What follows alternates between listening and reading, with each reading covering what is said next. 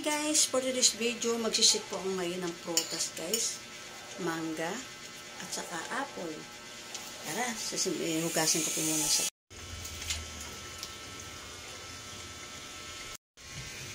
Hugasin ko muna siya guys. Hugasin ko muna yung apple. Mangga.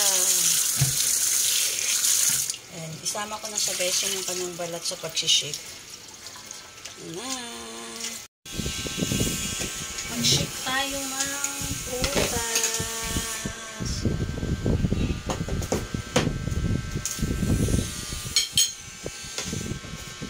Wala pala akong pang ano dito, sangkalan.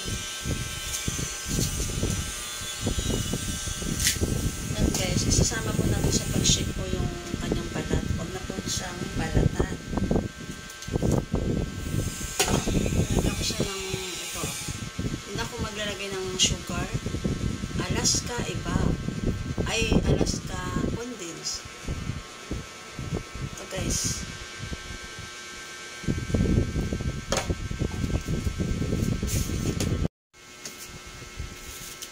Slice na natin ang maliliit para hindi mahirap i-shake.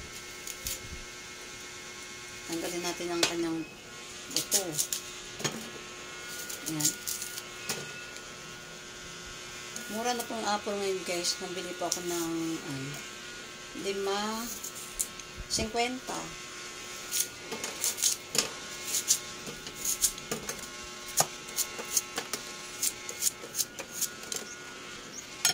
Ganyan pa siya pag slice, yung maliliit para hindi po mahirap i-blender. Ayan na guys, na-slice ko na siya. Next po ay yung mangga. Ayan, yung mangga. Oh, mukhang matamis po siya guys.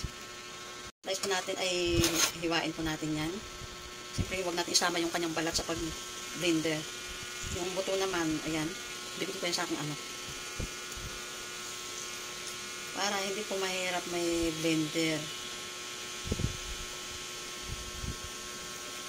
Ganyan lang ang paggawa ng shake. Magsishake po tayo kasi sobrang init po ngayon guys.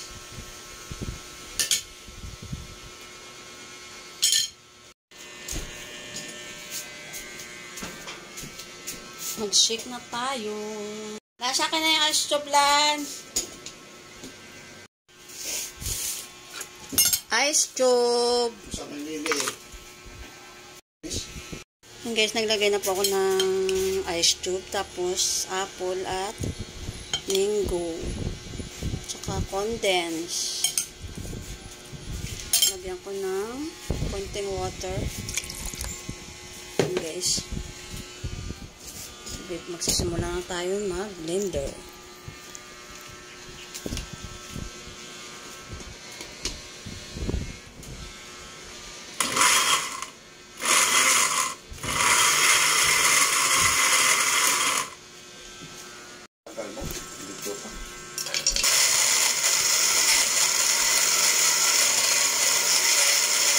Tigas sa yellow.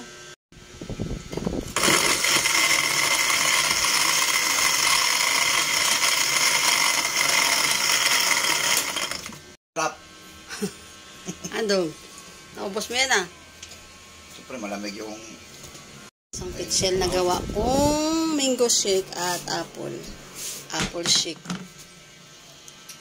And guys,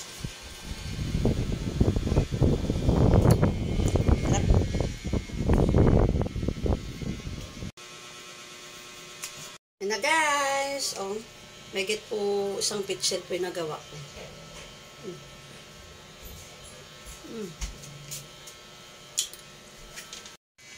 Sarap yan, apple saka mangga. Huwag masyadong puno kung mamaya di mo maubos.